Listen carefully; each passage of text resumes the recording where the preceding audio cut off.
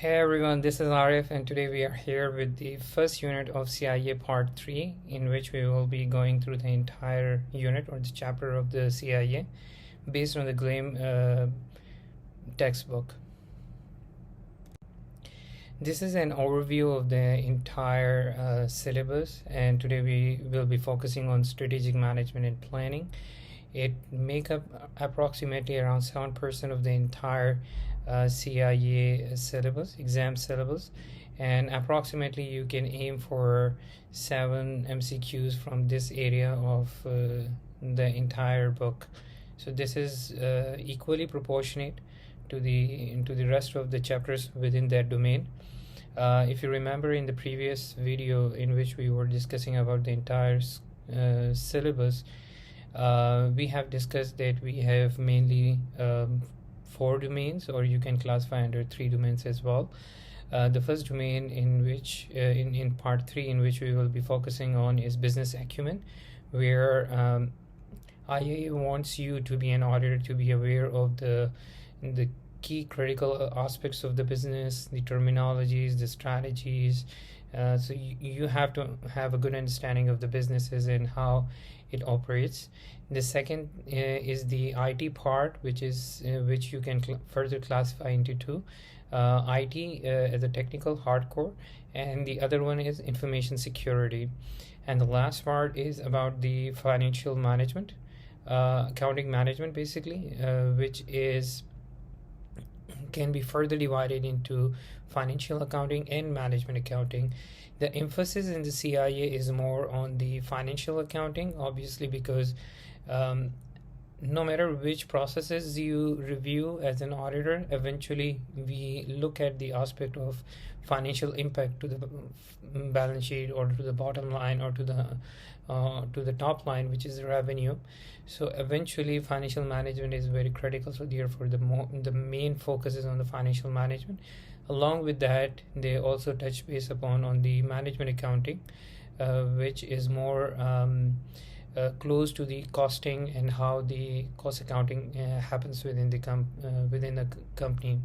So this is the overall syllabus, but our today's topic of discussion is Unit 1, Strategic Management, Planning and Performance Management. This is a brief snapshot of the entire syllabus, so we can divide the entire unit syllabus into 2 main topics.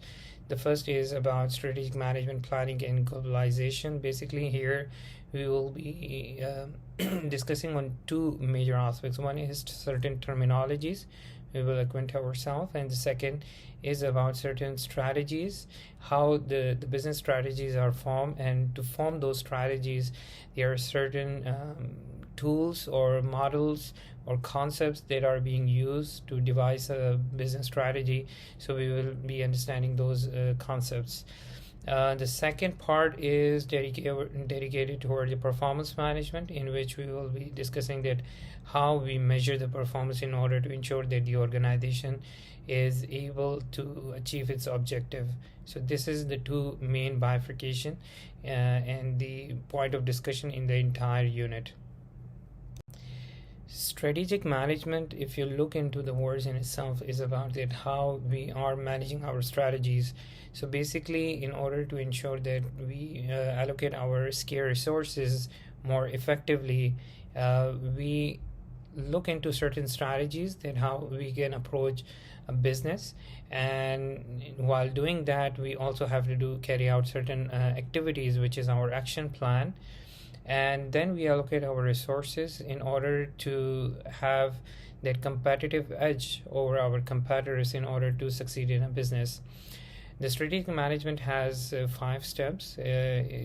Basically, the first step is the mission statement, which is the purpose and the values, why the business exists at the first place, that we have to define. Then we carry out situation analysis, in which we look at that how is the long-term growth in that sector or that industry, how our competitors are doing, what our internal strength and weaknesses. So we carry out that situation analysis, and based on that we develop our business strategies.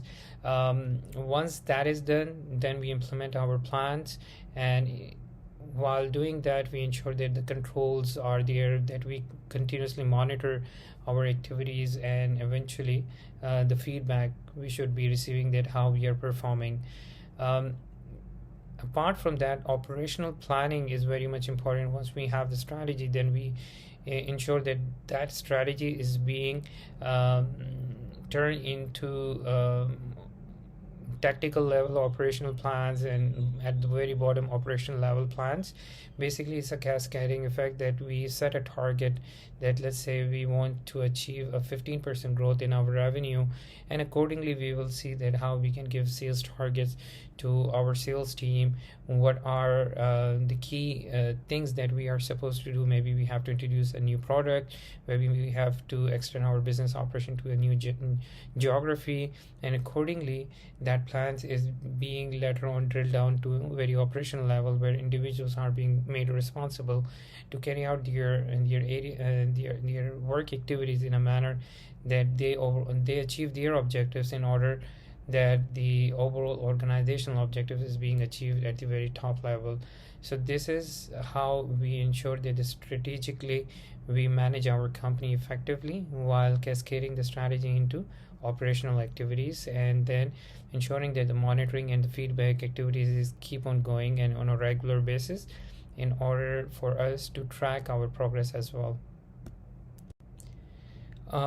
In terms of implementation and controls, there are four key ingredients for strategy to be more effectively implemented within an organization.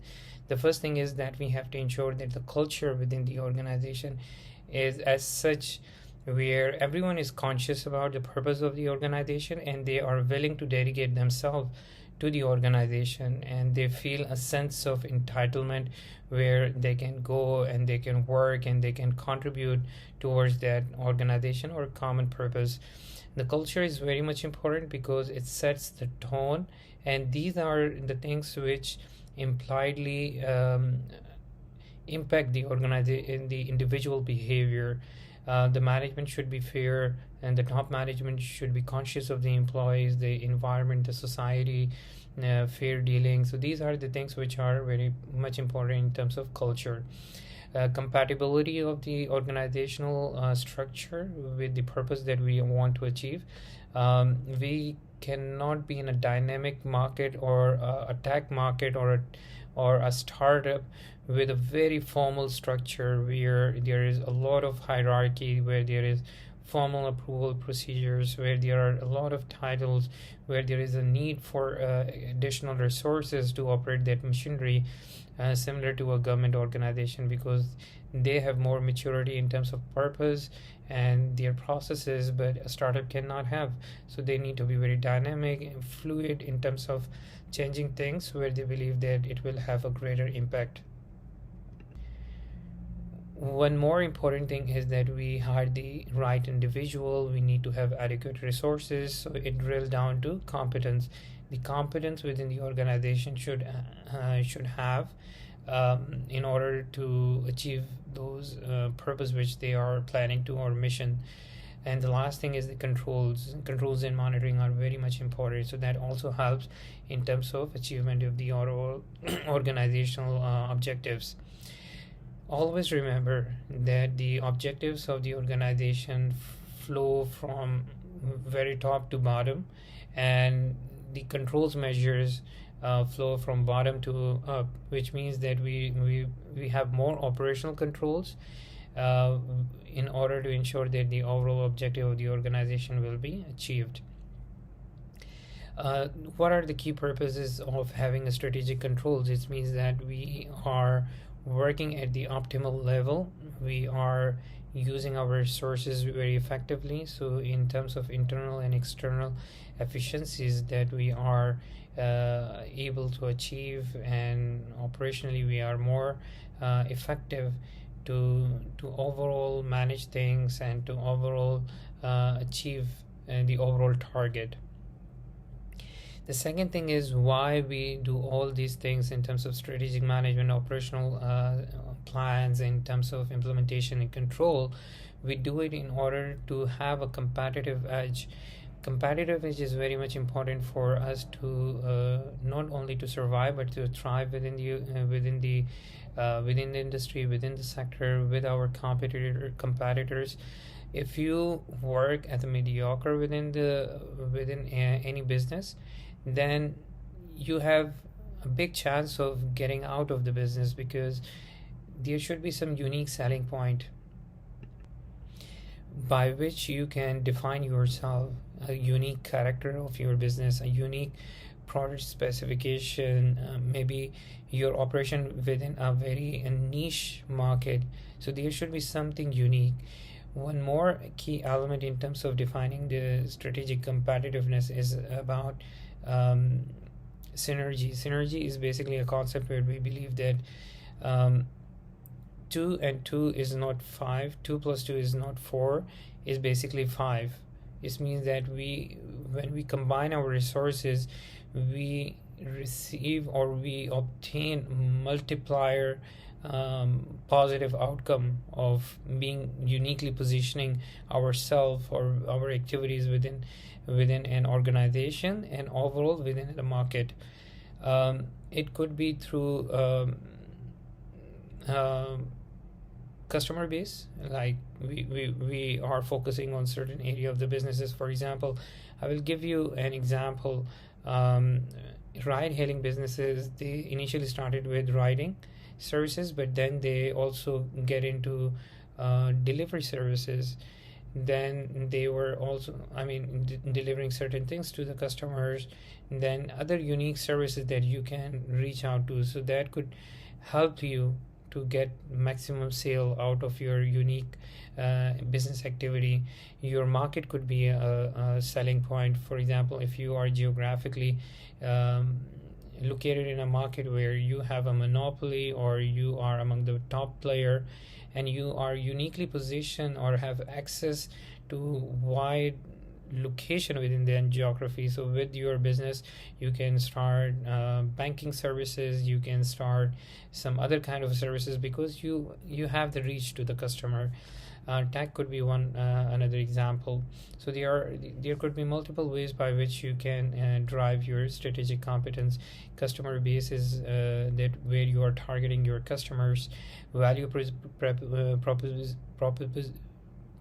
proposition, which means that what unique feature that you are giving to your customer in terms of your product, in terms of your services. So that could be another way to define your competitiveness within the industry or within the sector.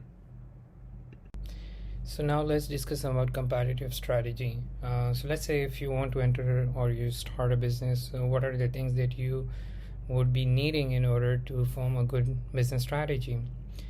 While doing that, the first thing which you will be doing is looking at the industry or the sector in which you want to have a business. To do that, we have a methodology by which you can, or a tool by which you can assess the industry in which you want to carry out a business activity. That is being given us by Porter, and it calls Porter 5 Forces. The second thing is you also would like to know about who are your competitors and how you would be performing against them. So in order to assess or scan the market in terms of your competition in that sector, you need you have another tool by which you can gauge or scan or analyze the situation. That is called Porter Generic Strategy Framework or Metrics. That is part of our syllabus. The first one, 5 Forces, I'm not so sure, but I haven't seen across, so that I think is not part of it, but I will give you an overview so you can have at least basic understanding. But the second one is where you want to analyze the competition and all. There you can use Porter Generic Strategies model. The third thing is you also want to know that who you are as a person, as a business. So in order to assess your own strengths and weaknesses, we have another tool which we can use as a SWOT analysis. We call it. It's very famous method of analyzing your own internal factors in terms of strengths and weaknesses, and external factors, opportunities and threats that are posed to you in the given environment.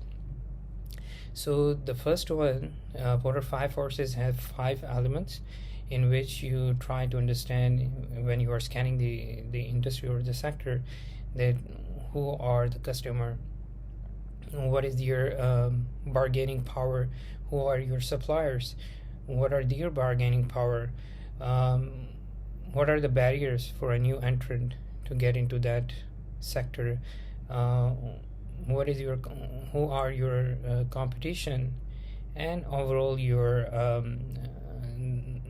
the competitive environment in which you will be operating, and the element of in terms of the risk of substitute, that how easily people can clone your business idea and become your competitor. So these are the factors which you will be focusing on in order to assess the industry. Porter generic strategies model, I will give you an overview in the next slide. So this is a Porter's competitive strategy model. It looks a bit complicated, but it's pretty simple.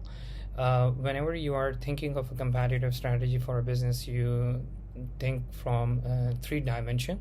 The first one is whether you want to compete in the business in terms of being a cheaper, cost effectiveness, being or providing services or product in the market at a very lowest rate. The second thing is by selling a unique feature which your competitors are not providing. So that is called differentiation. And the third is a focus strategy, which could be either focusing on a certain segment and then making your costs tailored to cater for that segment, or focusing on differentiation but to a segment or a particular customer base. So it could be anything. So basically, whenever you are intending to compete with your competitors, you want to focus on either cost leadership, differentiation, or focus strategy, which could be either cost or differentiation. Some of the examples I will give. In cost leadership, you can take companies like Amazon, Walmart, which are competing with your competitor in terms of cost of providing services or products at a very cheaper rate. That happened because they have huge economies of scales and coverage, by which they have this edge.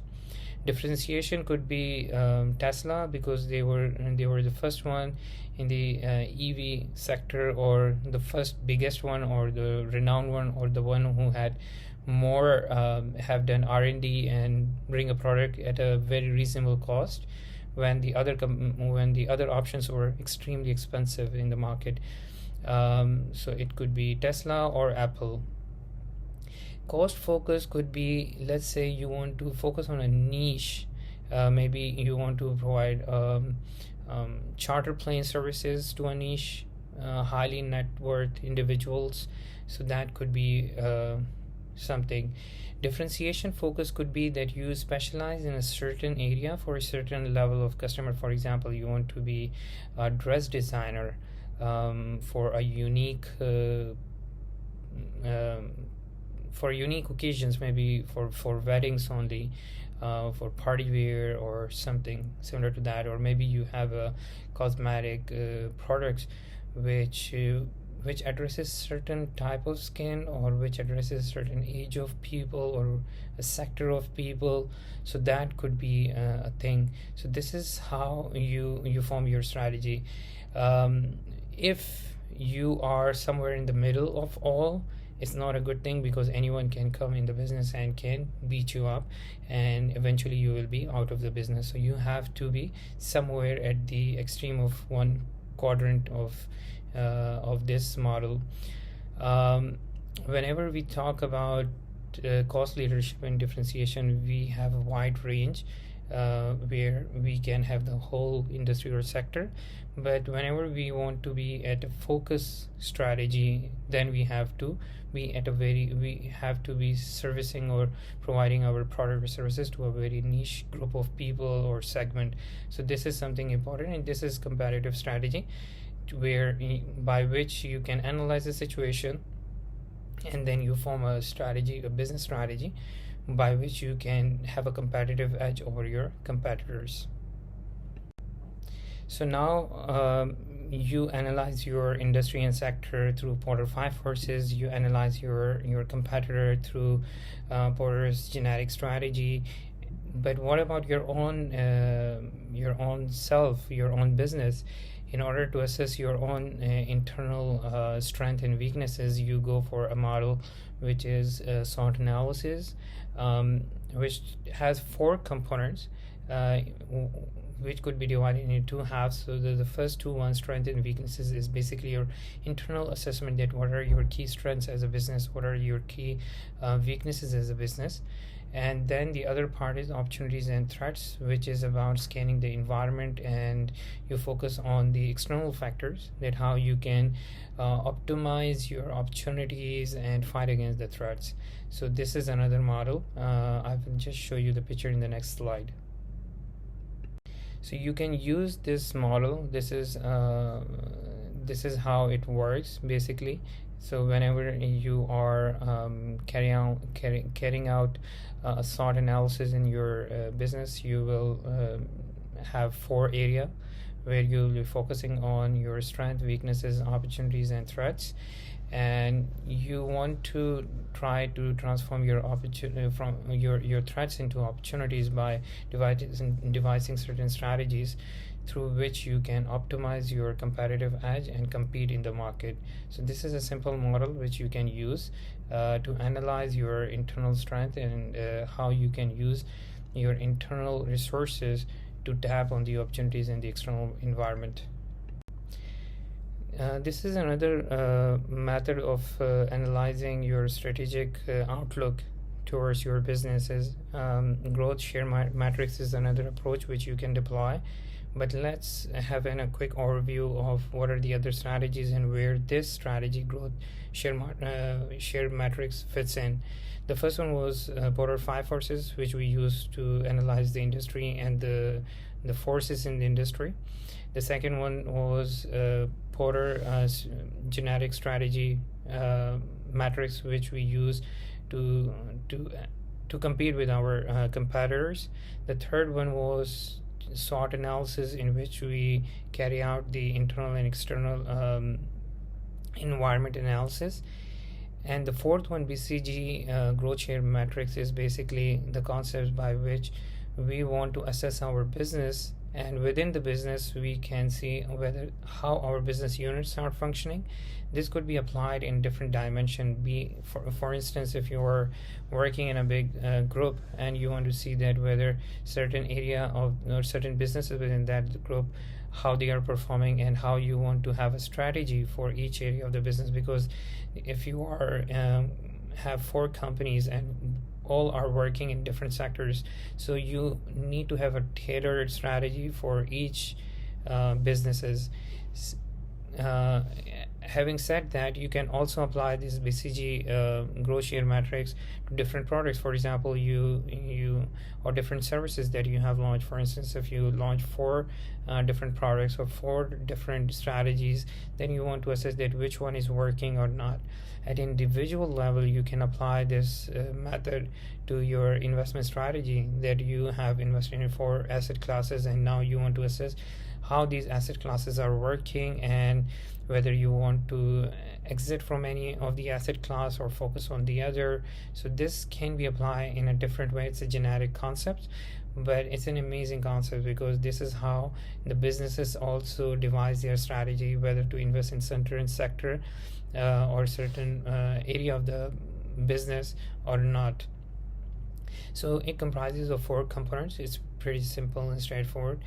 Stars are the businesses which have a high market share, and they have also a high potential to grow in the market. So these are the companies where the industry sectors are moving at the upward direction, and the company which for which you are devising that strategy, they are also have a greater market share. So that those type of companies you will classify under a star category. In the upcoming slide, we will discuss that how then you can allocate resources to these different categories of businesses.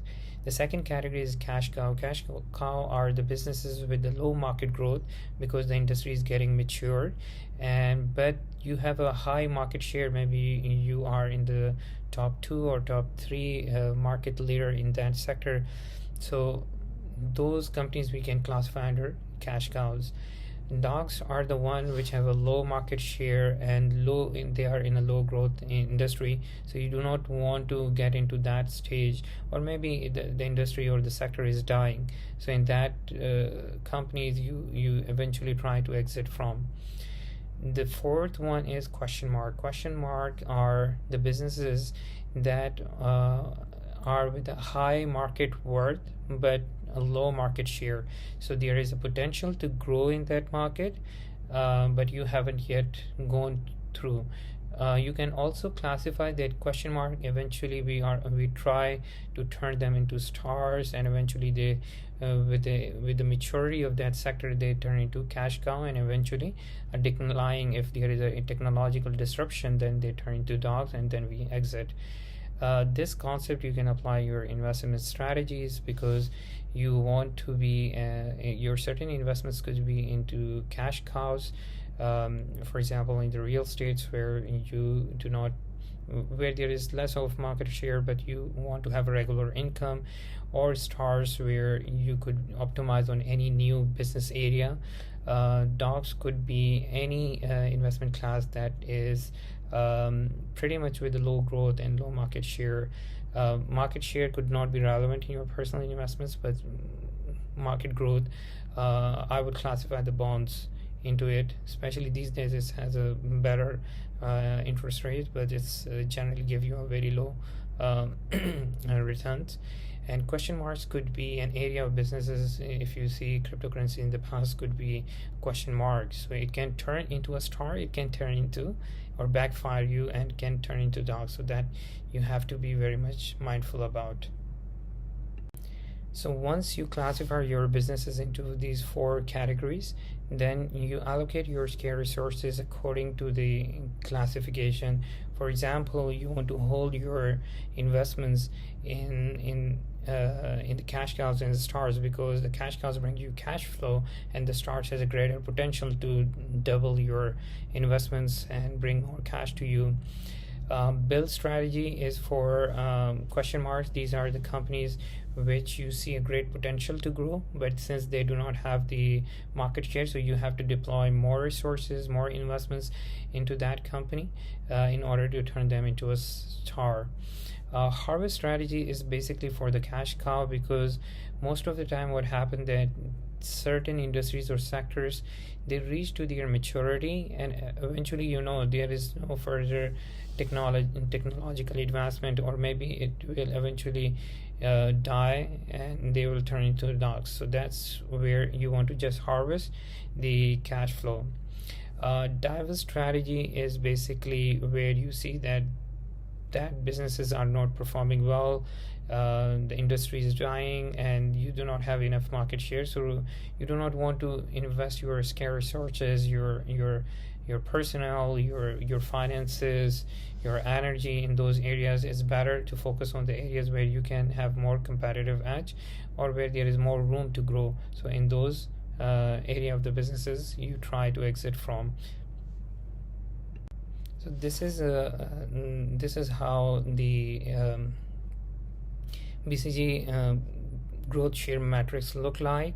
And this in the other example I have given you that within one business, how their different products can be classified into either stars, question mark, cash cow, or dogs. So the business can make a decision whether they want to quit their businesses out of Nestle Milo and focus more on Star, Nescafe, and Nestle and yogurts, so that area dairy products, or should they want to continue their investments while being happy with the Maggie. So this is how you devise your different business strategies in order to bring the optimum value for the stakeholders within the sector or within the industry. Operational strategies are basically the one which we have discussed in the first slides as well. First of all, you need to have business strategies, and how you translate those strategic business strategies into operational strategies in order to have that to implement those strategies and have proper control and feedback in order to ensure that we will be able to achieve the overall organizational objectives.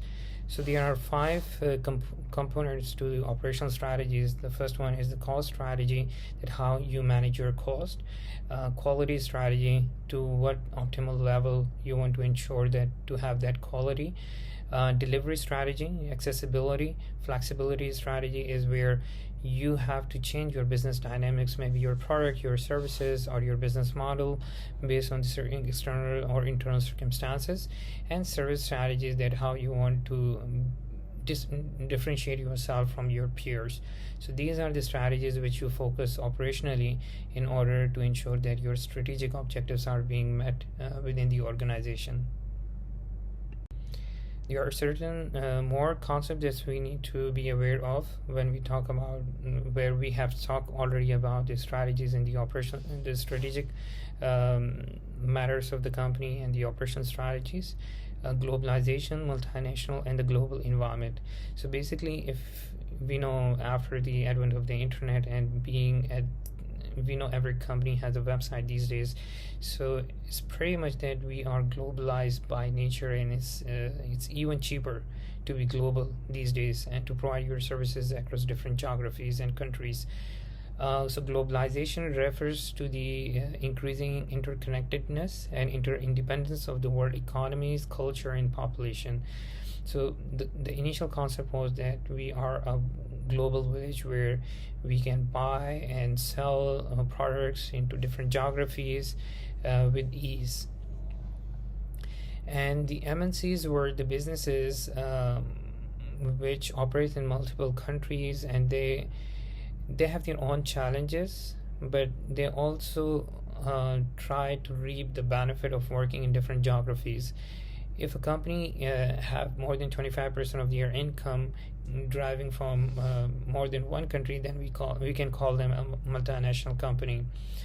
There are certain challenges while operating while being as a MNC, or there are negative consequences as well.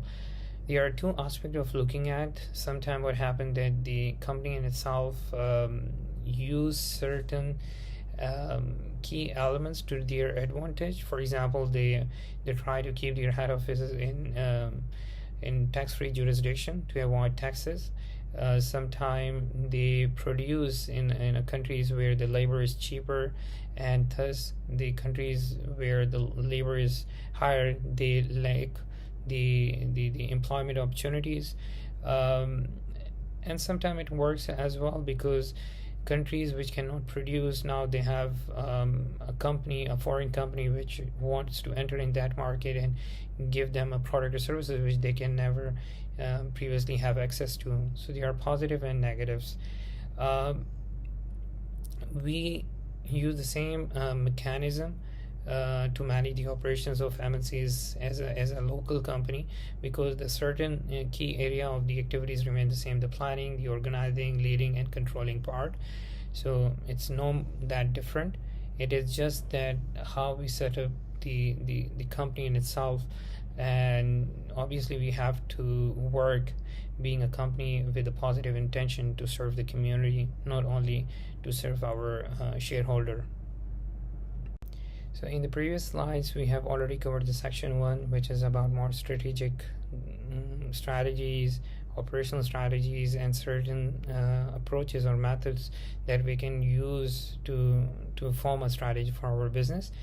Now the second part is about performance management, how we ensure that we are on the track as a company. So there are different ways of doing that. We have financial and non-financial measures by which we assess the performance of a company, and we do it through KPIs. So KPIs are basically indicate that how well we are doing in certain area of the businesses or certain activities of the businesses. Financial assessment of a company could be through revenue, profit, return on investment. Non-financial could be through customer satisfaction, employee satisfaction, environmental sustainability. We can also have another way of looking at in terms of assessing or measuring the performance through quantitative and qualitative, where quantitative will be more financial, qualitative will be more non-financial. Conformance versus non-conformance cost. Basically, the concept says that we have to ensure that our product or services are is as per the standards in order to minimize our cost, because anything that is being attributed to make that product available to the final consumer or customers, we have to ensure that it goes through proper check and balances and through quality assurances. Why? Because non-conformance cost has negative impact on the organization, and not only in terms of finances but in terms of reputation as well, because non-conformance are if we lag in the quality of our final product. So we have to return the product, we have to ask the customer to return the product or claim the warranty. We have to rework, repair, replacements, and these customer dissatisfaction also lead to that the customer might not be happily willing to buy the service or the product the next time. So this is important that we have to focus more on the conformance cost, though we need to have mechanism for non-conformance cost, but our objective is to minimize as much as we can. Balance scorecard is basically a management tool which we use in order to assess the performance of the business. It focuses on 4 areas of the business: financial, customer, internal processes, and learning and growth. We eventually want to ensure that the business activities are aligned with the mission and the strategy of the organization. And to do that, we have to focus on these 4 areas. There is a concept called critical success factor, similar to KPI. It focuses on what are the key critical attributes by which we can ensure that in these 4 areas of the businesses we outperform our competitor, and overall it helps in our competitiveness within the industry. CSF needs to be specific and measurable, because if we do not know exactly what we want to achieve, then how we would be. So basically this is a pretty simple concepts by which whenever we assess our businesses in terms of balance scorecard, we assess that how we are doing financially well in terms of internally and in terms of our external competitors, how we are serving our customers, how our internal processes are, whether we have like a smooth processes or we spend too much time into making a decision. There is a lot of hierarchies, and eventually the learning and growth is a very important aspect. Are we spending anything on R&D? Are we learning from our customer feedbacks? Market dynamics change, regulatory environment change. So these are the areas where we have to focus on. This is how it looks like, the balance scorecard. So there are 4 components on which we focus on when assessing a business performance. So here we are at the end of our entire unit discussion, and just to have a quick overview, we discuss about the strategy, about different approaches to form a business strategy, operational strategies, and what is multinational, what is globalization in the environment. So we discuss about these concepts, and the second part of the whole unit was focused on performance management, where we talk about financial and non-financial, quantitative and qualitative measures by which we can assess the performance of the company. Then we also discuss about conformance and non-conformance cost, and lastly the tool which we use is balance scorecard, where we focus on 4 areas of the businesses: financial, customer, internal, learning and growth. This is the end of the unit 1, and most probably I'll be working on the unit 2 in the near future. Till then, take care and hope to see you in the next video.